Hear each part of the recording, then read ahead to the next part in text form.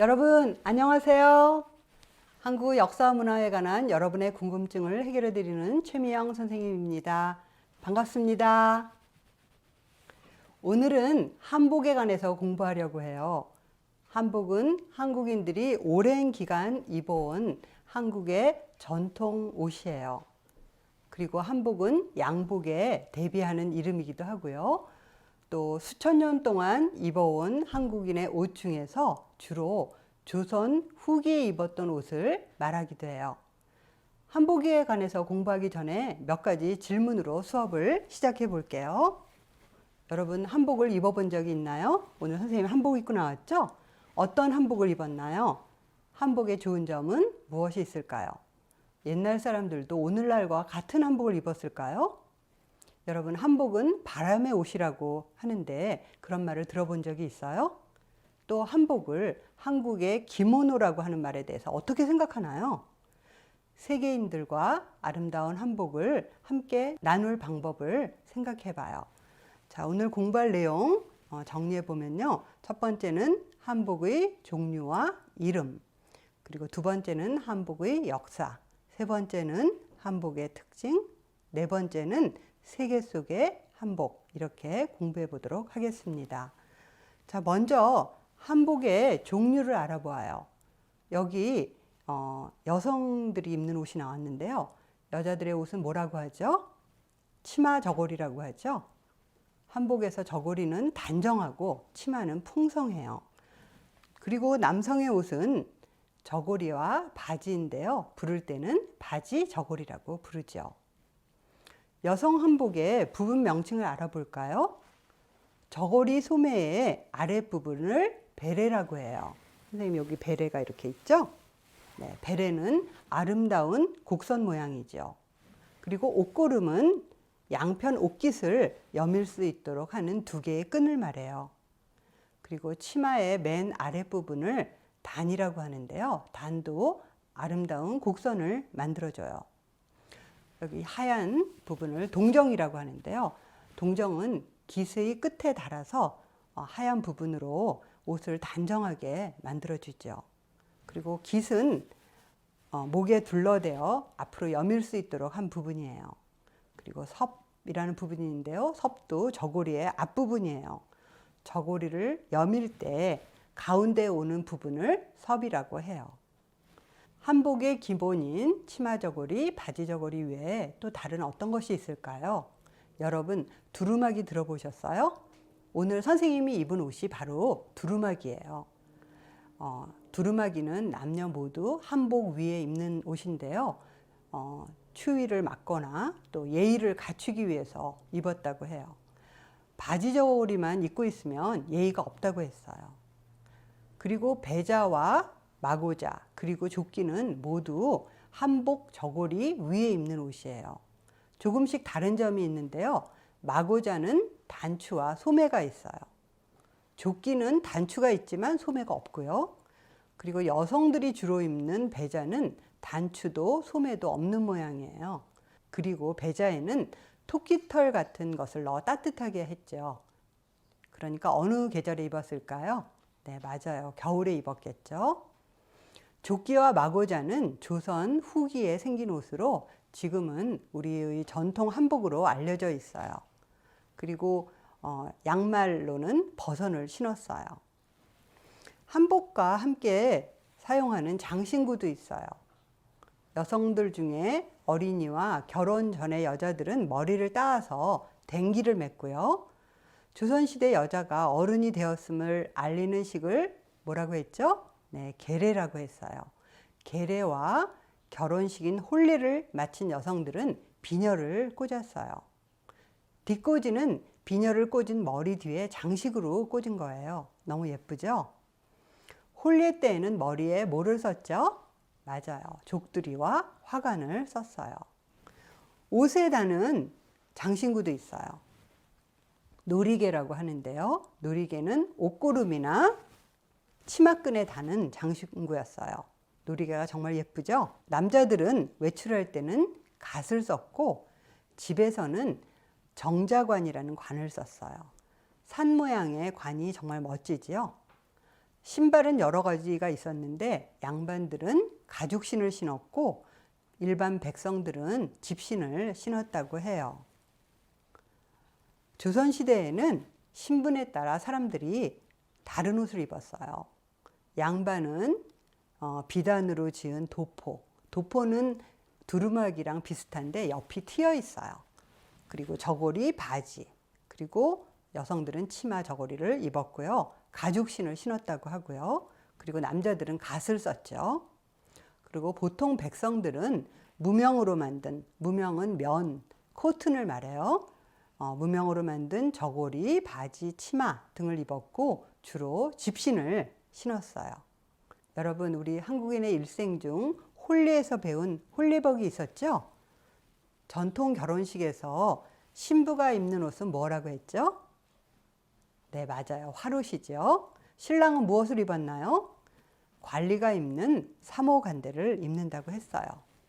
그럼 어린이들은 어떤 한복을 입었을까요?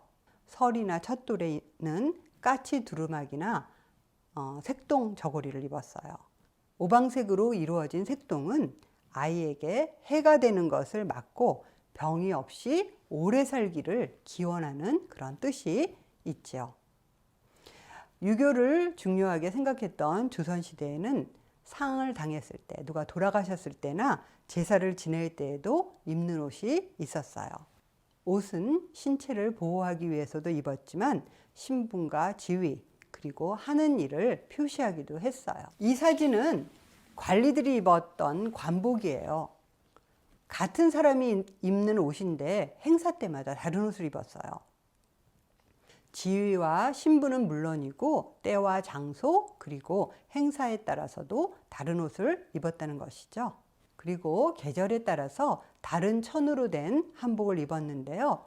한반도의 여름철은 덥고 습기가 많다고 했어요. 무더운 여름에는 모시옷과 삼배옷을 입었어요. 모시, 이게 뭐죠? 모시는 모시풀이라는 식물에서 실을 만들어서 짠 천이고요. 삼배는 삼이라는 식물에서 나온 실로 만들어요. 그런데 모시나 삼배는 모두 바람이 잘 통해서 여름에 사용하기에 좋은 천이라고 할 수 있어요. 그리고 겨울에는 비단이나 면으로 만든 옷을 입고 솜을 넣어서 누빈 옷도 입어서 추위로부터 몸을 보호했죠. 그리고 모자인데요. 모자 이름이 조바위, 남바위 이렇게 말해요.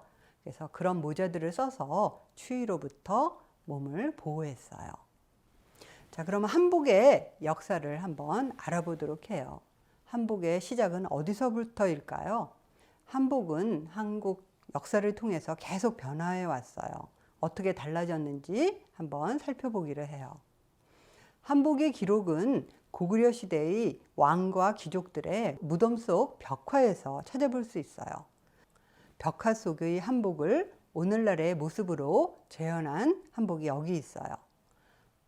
자, 한복을 보면 저고리가 길었고 치마는 세로로 색을 넣었고요. 치마 전체에 주름이 있는 주름 치마를 입었다고 해요. 신분이 높을수록 바지와 치마의 폭이 넓었죠. 삼국시대의 한복은 나라마다 조금씩 다르지만 공통점은 긴 저고리와 길고 통이 큰 팔, 허리에 두른 천으로 만든 허리띠가 특징이에요.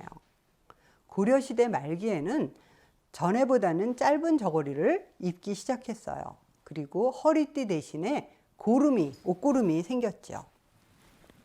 조선시대에는 유교를 중시했기 때문에 옷도 신분에 따라 달랐어요. 조선 초기 치마 저고리는 저고리가 무척 크고 길었어요. 조선 중기부터 남녀 모두 저고리가 짧아지기 시작했고요. 조선시대 말기에 와서는 여성의 저고리 길이가 더 짧아져서 오늘날 한복과 가장 비슷하게 되었어요. 그러니까 오늘날의 한복은 주로 조선시대 말기에 입던 옷에서 비롯되었다고 할 수 있겠죠? 네. 그러면 우리 한복의 특징을 한번 알아보아요. 첫 번째로 한복은 직선과 곡선이 조화를 이루는 옷이라고 해요. 직선은 깃과 동정, 직선이죠. 그리고 곡선은 베레와 치마단, 이 조화를 이루어 우아하고 아름다운 멋을 나타내 주죠. 버선의 선과 한국의 산, 그리고 한옥의 처마에서도 발견할 수 있는 곡선이 정말 아름다워요. 그리고 두 번째로는요, 한복은 아름다운 색이 특징이에요. 선생님 한복 두루마기 색깔 예뻐요? 네, 자연색과 조화를 이루는 원색인 오방색을 사용하여 화려하고 또 품위 있는 아름다움을 나타내 주죠. 또 다른 특징은 한복의 흰 동정이라고 할 수 있어요. 흰 칼라 같죠? 동정은 낡아지면 바꿔 달았어요. 동정은 옷 전체의 균형을 잡아주고 또 백의 민족이라고 불렸던 한국인들이 흰 옷을 좋아했던 한국인의 생각을 보여주죠. 그리고 한복은 친환경적인 옷이라고 할 수 있어요. 여름에 사용했던 모시 삼배, 또 겨울에 사용했던 천인, 면, 비단 등이 모두 자연 재료예요. 그리고 색깔도 자연 염료로 염색을 했어요. 자연 옷감들은 여름에는 시원하고 겨울에는 따뜻하죠. 한복은 또 유연성과 실용성이 있어요. 한복은 몸매를 감싸주어서 체형의 단점을 보완해주고 움직임도 편해요. 상하 투피스, 위아래로 나뉘어져 있어서 옷을 입고 벗기도 쉬워요. 또 몸에 딱 달라붙지 않기 때문에 바람이 잘 통해서 건강에도 좋다고 하죠. 이제 한복은 세계적으로 많이 알려져 있어요. 처음에 서양 사람들은 한복을 보고 코리안 기모노라고 했대요. 기모노는 일본 옷인데 말이에요. 코리안 기모노로 잘못 알고 있는 사람들에게 한복이라는 이름을 바르게 알린 분들의 노력이 열매를 맺고 있는 것 같아요. 미국의 스미소니언 박물관과 프랑스의 국립동양예술박물관에서도 한복이 전시되고 있고요. 미국 교과서에도 한복은 자랑스럽게 소개되어 있어요.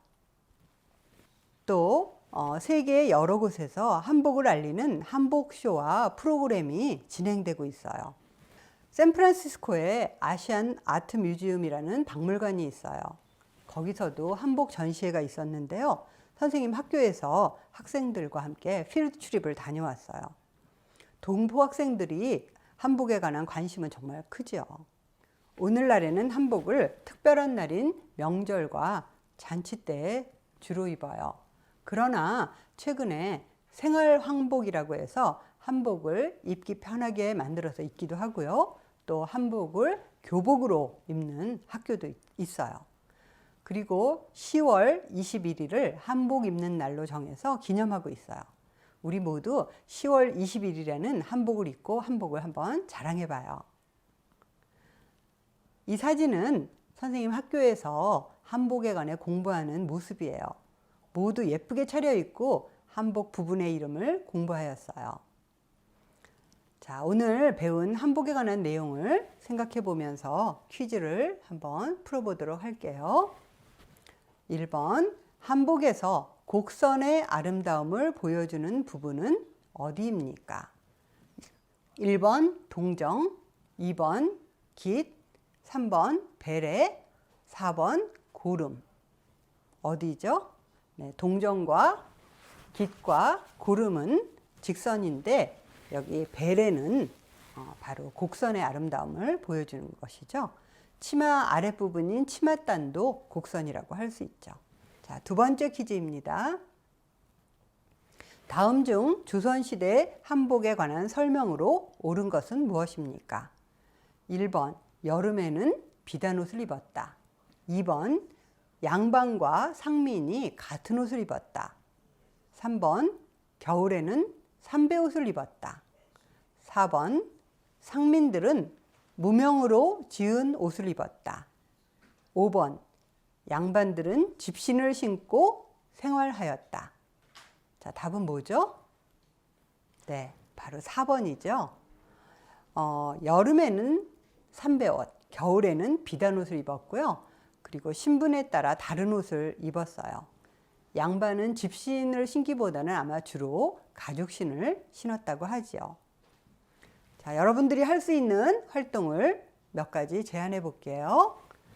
내가 입고 싶은 한복을 디자인해 봐요. 그리고 왜 좋아하는지 설명해 봅시다. 두 번째, 한복의 역사에 관하여 시대별로 미니북이나 삼면책으로 만들어 봐요. 세 번째, 한복과 다른 나라 옷을 비교해 보고 각각의 특징을 표로 만들어 보아요. 예를 들어 일본의 기모노, 중국의 치파오 또는 또 다른 여러 나라의 옷들과 비교해서 한번 표로 만들어 보세요. 오늘 여러분들과 함께 한복의 역사와 특징 그리고 오늘날의 한복에 관해서 공부했어요. 우리 모두 아름다운 한복을 널리 알리고 소중히 여기는 우리가 되기를 바랍니다. 그럼 우리 다음 시간에 만나요. 안녕.